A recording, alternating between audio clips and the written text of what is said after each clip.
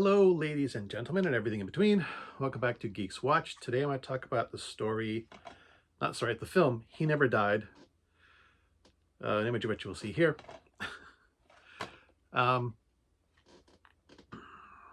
the film stars Henry Rollins, and it kind of has an interesting twist, which they kind of give away with the tagline down here, which says, "It's hard to live when you can't die."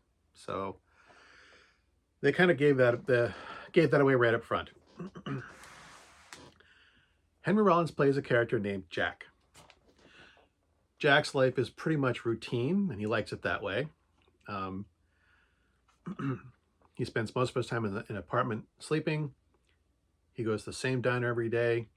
He plays bingo at church, and he has some kind of bargain with a hospital intern where he gets mysterious packages, which we don't find what they are until later in the film. Jack seems pretty world weary. He doesn't seem to care much about people. He finds their existence an interruption.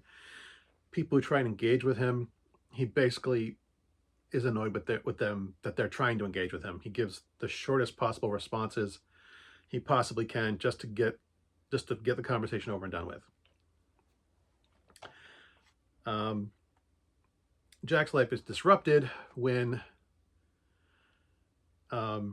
his ex-girlfriend calls to inform him that he has an adult daughter and that she is coming to see him.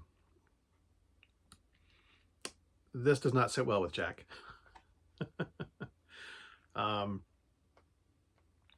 His life is further complicated when some unsavory characters start asking questions about the hospital intern that he has his arrangement with. I'm not sure how much else to tell you, because like I said, the tagline "He Never Died" gives it away. Jack can't die. He's been alive for who knows how long. He's held who knows how many jobs. He obviously doesn't have to work anymore because he seems to have enough money that he doesn't need to. And if you've been alive for a couple centuries, you can pretty much accumulate enough wealth no matter what you do, as long as you're smart about your money. So these two things sort of intersect, Jack's daughter interrupting his life, and his fixer at the hospital being involved with some shady characters. Who would think someone who would sell some secret hospital materials to a guy in the streets would have other shady connections?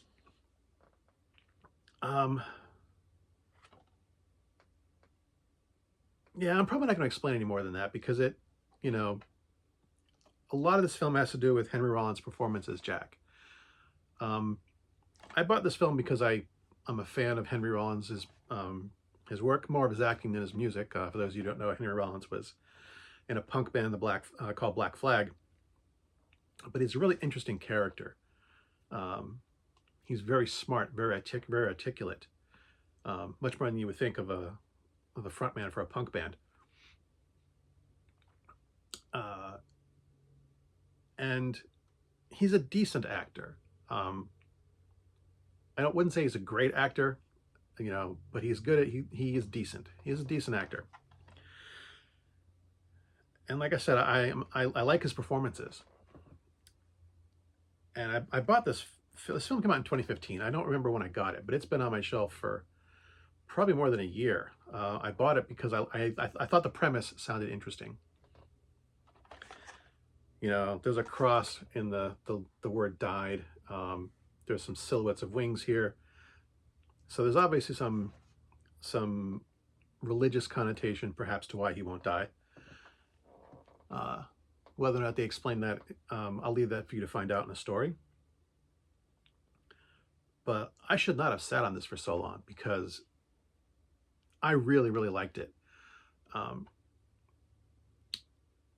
Henry Rollins, the character of Jack, Henry Rollins' character portrayal of Jack is just someone who is annoyed with humanity. When we meet Jack for the first time, there's a knock on his apartment door, which he climbs out of bed, opens the door. This cheerful woman is there trying to talk to him. He shuts the door in her face, gets some money, opens the door back, hands her the money, and shuts the door in her face again. It's just like, never says a word to her. And that's pretty much how he interacts with everyone. You know, like I said, he's just done with the human race. You know, and if, you know, the tagline is true, he can never die, you know, if you've been around for a couple hundred years, you're probably sick of everything too. But he just does it so well. You'd think being, you know, being an actor, portraying someone emotionlessly would be easy. And in reality, it's not. I mean, I'm not a professional actor, but I have done some theater. It's actually easier to act badly than it is to portray no emotions at all. But he does a good job conveying his character. That sense that you are just so tired of all this crap, and you just want to be left alone, and people just keep bothering you to the point where, like, even when people bother him, doesn't even get angry. It's more just, can we please get this over with so I can go back to being by myself? You know, it's, you know, he rarely shows, you know, any strong emotions. He's just going through this to get it over with, you know. This has all happened before. It will all happen again. Can we please just finish this conversation so I can go back to ignoring reality as best as I possibly can? And,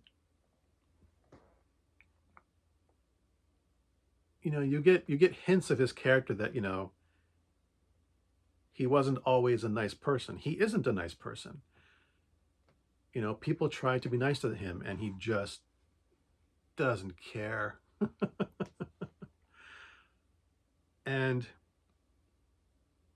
I enjoyed watching the story unfold. I really, you know, because you're teased bits of information about who Jack is and who he might be and who he might have been. Just small little tidbits that just occasionally get tossed out here and there. Nothing massive. Just like, oh, you find out that maybe he used to work for this person, or did you ever do this thing? You know, what did you do before you were doing what you're doing now? Just little bits of conversation that slowly tease out what's going on. And they answer a few of those questions, but they don't necessarily answer all of them. There is still some ambiguity when the film ends, which I also liked. I like the film's ending doesn't really explain anything. It explains a couple of things, but not everything. You know, you're still left with like, okay, I think I might have known what's going on, but for all of the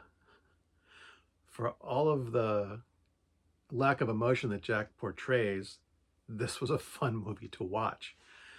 You know, I don't know exactly why either, but it was fun to watch him be frustrated with the humanity's existence.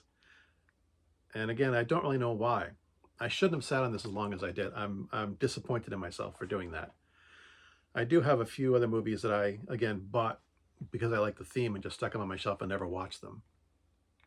I may have to pull a couple of those out in the near future. I'm not sure if I would recommend this movie to everyone. It's not for everyone. You know, it's not action-packed. Pacing's kind of slow. It's a little hokey in areas, but Henry Rollins is always worth watching. Whether you're finding a YouTube clip of some of his spoken word stuff, you know, watching some of the TV shows he's been in, or finding some of the movies that he's been in.